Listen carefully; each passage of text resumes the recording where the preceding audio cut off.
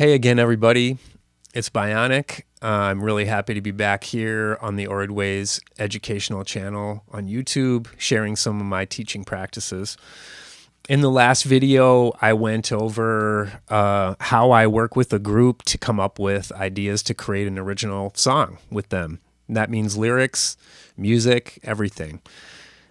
I'm using a program called Ableton Live, and this is a really versatile program for fast music creation and recording, and it's really great for going into a community center, a school, a boardroom, an office room, and being able to plug in with a speaker and create music with people top to bottom, from beginning to end, from conception to completion.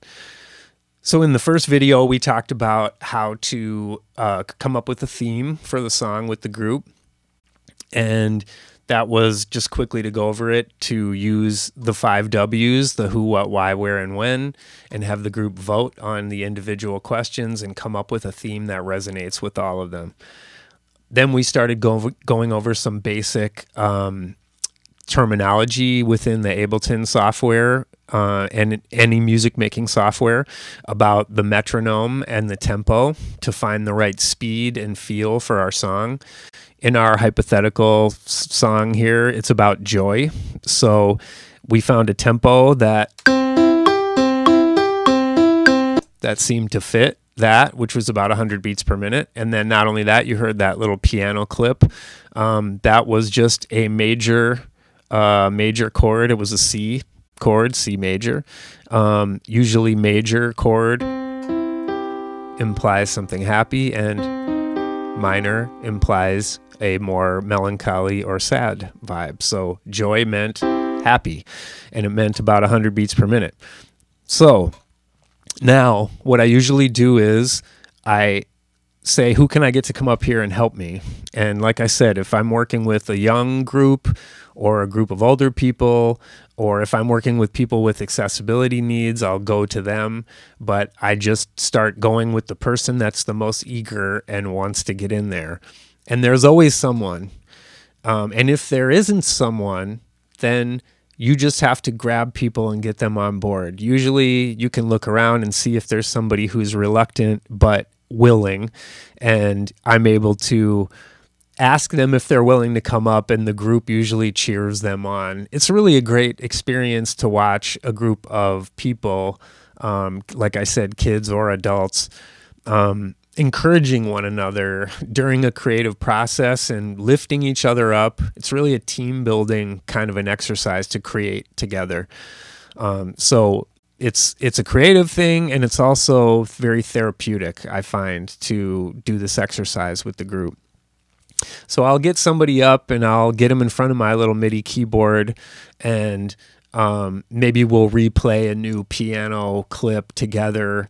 So, or I'll direct them a little on what notes they might play, or I'll let them just go off and do whatever they want, and then find something in the clip that they played that will work for the song. And there's no right or wrong answer. So making music is very experimental, and often someone who has a fair amount of naivete and doesn't know what the right answer is able to let themselves go and come up with something inspiring.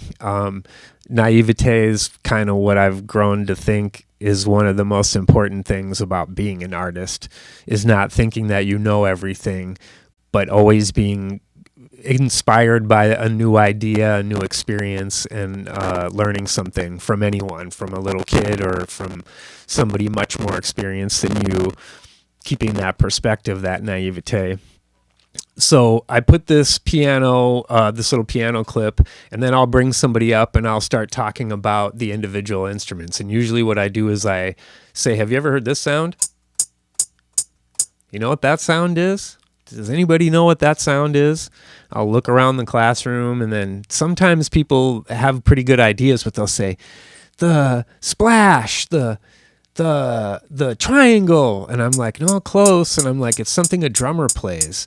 And then if they don't know, I'll say, it has a hat in it. And then usually somebody says hi-hat. This is the hi-hat. This is the instrument that the drummer plays. It's 2 gold cymbals that open and close over on usually their left side. And this is kind of the timekeeper, like the metronome for a drum kit, for the band, if you're playing with a drum kit. It's kind of the leader. And in different cultures, there's a different instrument that plays this role.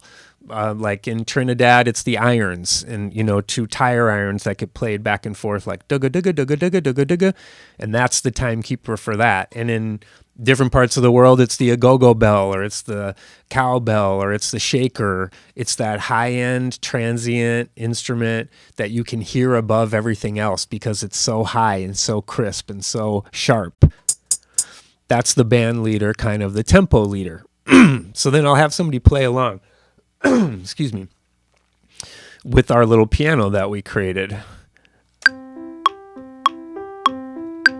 And then I'll talk to him about, where do you think the 1 is? Where do you think the beat starts? And then I'll go 1. And then they usually go, oh, or I'll say, think about where you'd clap again, like 1, 2, 1, 2. Then I say, go on that hi-hat on this keyboard, and I want you to play a little, simple as you want, a little pattern. They play along. And I go, what about if you did it double time? What about if you did it?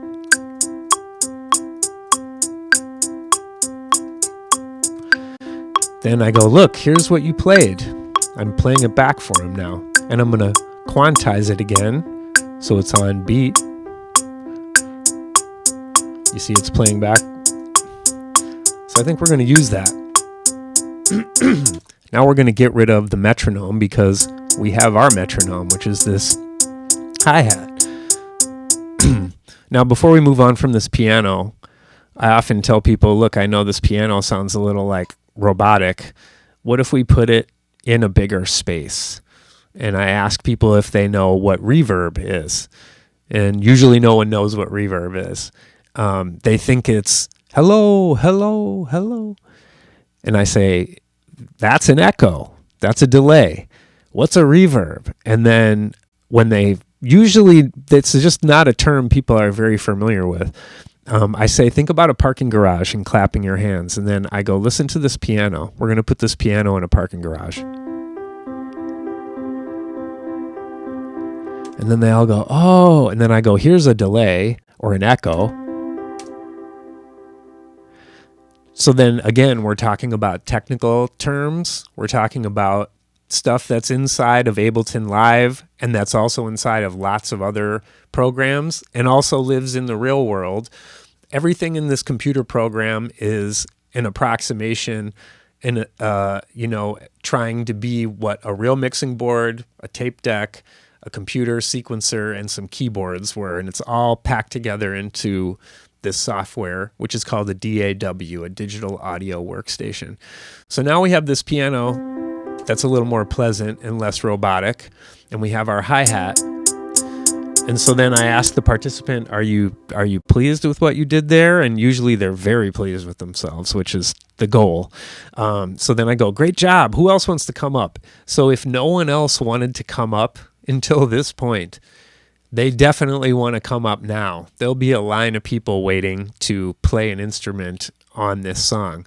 So when somebody else comes up, I go, okay, it's time for a new instrument. Hey, do you know what this is? And then sometimes people know, sometimes they don't. And I tell them it's a snare. And it's the mid-range instrument. The hi-hat is the one that's very high and sharp and shiny and on top. And this is the one that's in the middle. Like, you might not know what an equalizer is, but you definitely have been in a car and seen bass, mid, and treble. That's an equalizer. You're adding bass, you're adding mids, you're adding treble. Well, think about the hi-hat as the treble, the snare as the mid, and then the instrument after this is going to be the low. So then we get the participant to play along, and maybe they'll do something interesting, and maybe they'll do something really predictable. There's no way to tell. Let's do something a little out there and then see what happens.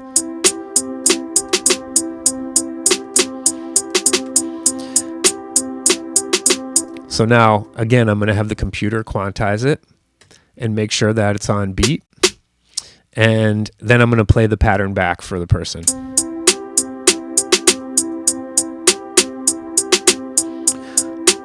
So that may be more snares than usually would be in a song, but often I think if somebody has a strong idea and a strong opinion about something, then it's probably a good one and you should follow it. So if the person is happy with it, now I might say, what if I muted this one and I muted these?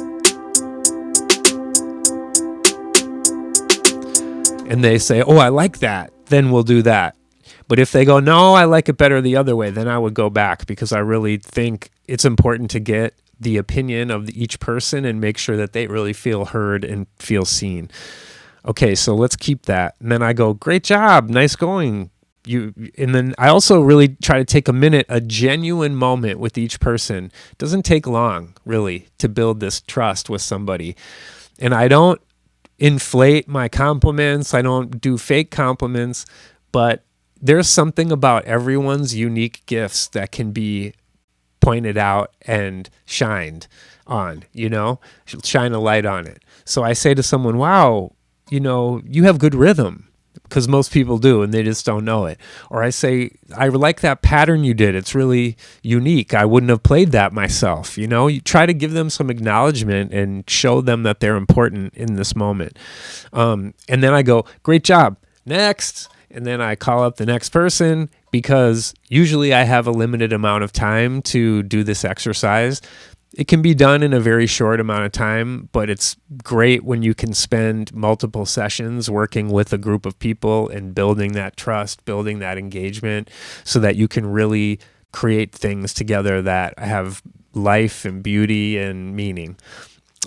So I bring up the next participant and I say, remember we talked about bass, mid, and treble in your car? We did the treble, that's the hi-hat. We did the snare, that's the mid. Now we're going to go to the lows. Kick drum, that's the one that the drummer plays down here with the foot. So foot here is the kick drum.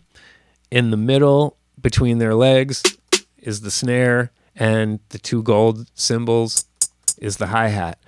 So now we need to play a kick pattern. And if somebody usually is like, I don't know what I'm doing, I have no clue.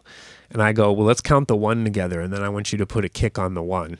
And then I play it. And I say, 1, 2, 3, 4, 1, 2. And then I say, play one on the 1. 3, 4, 2, 3, 4. Now I say, do something different.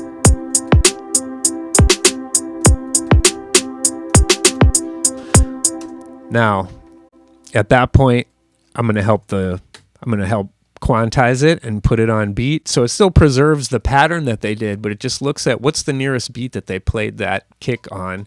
I'm going to move it over so that it's all on beat. Everyone wants the music to be on beat. That it doesn't make it seem robotic if the kick and the snare and the hi-hat are quantized.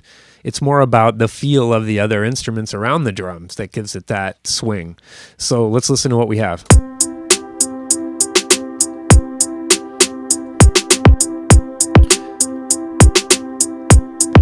So we'd loop a little part of that. And now we have our hi-hat, our snare, and our kick, and this piano. So now this is missing one major element to kind of complete the basic, instrumentation that we need to create a song. Remember I said bass, mid, and treble, and in the drums, how the kick represents the bass, the snare represents the mid, and the hi-hat represents the treble. Well, in a larger sense, the music for the song has to have elements in those registers also. The kick and the bass should be in the lows. The snare and the piano should be in the middle. The hi-hat and a string, maybe, would be in the highs, if that makes sense. The drums kind of represent that low, mid, high on their own, and but the music as a whole also has to have lows and mids and highs. So I'm going to open up this 808, and an 808 is a drum machine that's about 50 years old, and and it's the TR-808, the transistor rhythm 808 drum machine.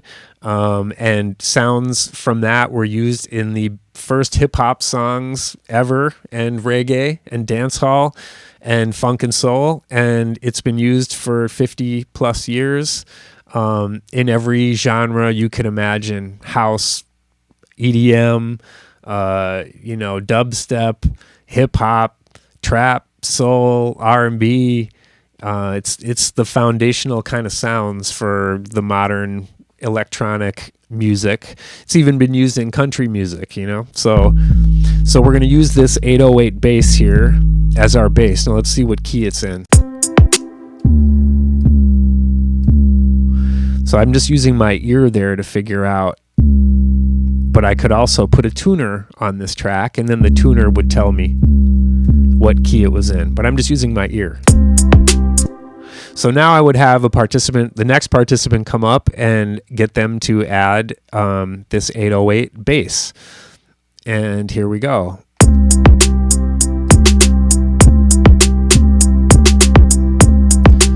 And then we grab a little piece, I quantize that, and then maybe we transpose this, which means a whole octave down. If it was in the middle of the piano before, now it's down another octave on the piano. It's cool because we get to talk about all this terminology within the computer and just about music in general. So now let's have a listen to this, and I think what I'm going to do is make a little intro by taking out the kick and the hi-hat and the bass, and then we're going to go into our composition. Here we go.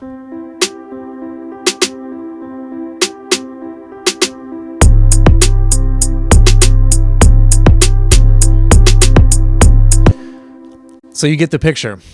This is how we would create an emotionally appropriate piece of music to go along with the group's theme. And I hope you've gotten some info out of this that you could use in your own teaching practices, or maybe it's inspired you to get more interested in making music in a computer. Either way, thanks for your time, and thanks to the Ordway for having me. I'm Bionik. Take care.